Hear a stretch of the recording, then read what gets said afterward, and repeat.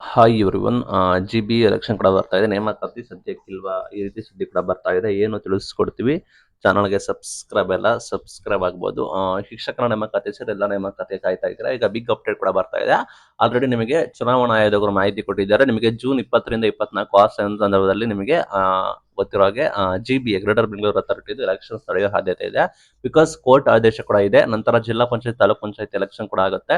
Because ಯಾಕೆ ಅಂದ್ರೆ ಇಲ್ಲಿ ನೋಡೋದಾದ್ರೆ ನೀವು ಗಮನಿಸೋದಾದ್ರೆ ಸರ್ಕಾರ ಆಲ್ರೆಡಿ ಮಾಹಿತಿಯನ್ನು ಕೊಟ್ಟಿತ್ತು. ಸರ್ಕಾರಕ್ಕೆ ಕೋರ್ಟ್ ಕೂಡ ಈ ರೀತಿ ಮಾಡಬೇಕು ಅಂತ ಆ ನಿಟ್ಟಿನಲ್ಲಿ ಆಗ್ಬೋದು. ಹಾಗಾಗಿ ಸರ್ಕಾರಕ್ಕೆ ಸಾಕಷ್ಟು ಟೈಮ್ ಕಡಿಮೆ ಇದೆ. ಆದಷ್ಟು ಬೇಗ ನೋಟಿಫಿಕೇಶನ್ ಕೂಡ ಮಾಡಬೇಕಾಗುತ್ತೆ. ಸರ್ಕಾರ ಮತ್ತೆ ಮೀನಾಮೇಷ ಮಾಡ್ಕೊಂಡು ಕೂತಿದೆ. ರೋಸ್ಟರ್ ಬಿಂದು ಆಗ್ಬೇಕಾಗುತ್ತೆ, HSTR ಆಗ್ಬೇಕಾಗುತ್ತೆ, ನಂತರ ನೋಟಿಫಿಕೇಶನ್ ಕೂಡ ಆಗ್ಬೇಕಾಗುತ್ತೆ.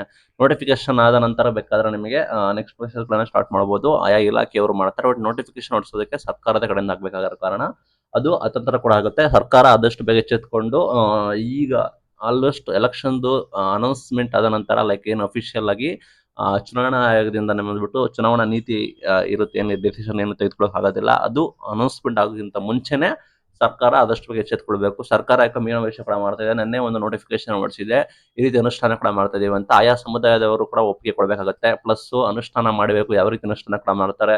ಹೊಸದಾಗಿ ರೋಸ್ಟರ್ ಬಿಂದು ಕೂಡ ಬರಬೇಕು. ರೋಸ್ಟರ್ ಬಿಂದು ಸಂಪೂರ್ಣ ಬದಲಾವಣೆ ಕೂಡ ಆಗ್ತದೆ. 400 ಏನೋ ಒಳಗಡೆ ಇರುತ್ತಂತೆ. ಲೈಕ್ 400 ಹೊಸದಾಗಿ ಆಡ್ ಆಗುತ್ತೆ ಅಂತ ಹೇಳಿ ಮಾಹಿತಿಯನ್ನು ಕೊಡ್ತಾ ಇದ್ದಾರೆ.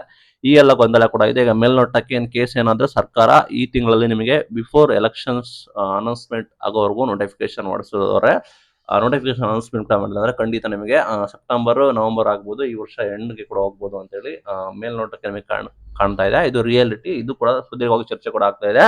ಸರ್ಕಾರ ಏನ್ ಹೇಳ್ತಿದ್ದಾರೆ ಅಂದ್ರೆ ನೋಟಿಫಿಕೇಶನ್ ಹೊರಡಿಸಿದ ಪ್ರಕಾರ ಸರ್ಕಾರಕ್ಕೆ 56,000 ನಾವು ಮಾಡ್ತೀವಿ ಅಂತ ಹೇಳಿದೆ. ಬಟ್ ಸರ್ಕಾರ ನಾವು ನೋಡಿರೋ ಹಾಗೆ ಯಾವುದೇ ರೀತಿ ಮೆನ್ಷನ್ ಕೂಡ ಮಾಡಿಲ್ಲ ಎಷ್ಟು ಹುದ್ದೆಗಳನ್ನ ಮಾಡ್ತೀವಿ ಅಂತ. ಇಲ್ಲ 56,000 ಅಂತ ಹೇಳ್ಕೊ ಬರ್ತಾ ಇದ್ದಾರೆ. ಅದು ದೊಡ್ಡ ಸಂಕಷ್ಟ ಕೂಡ ಆಗಿದೆ.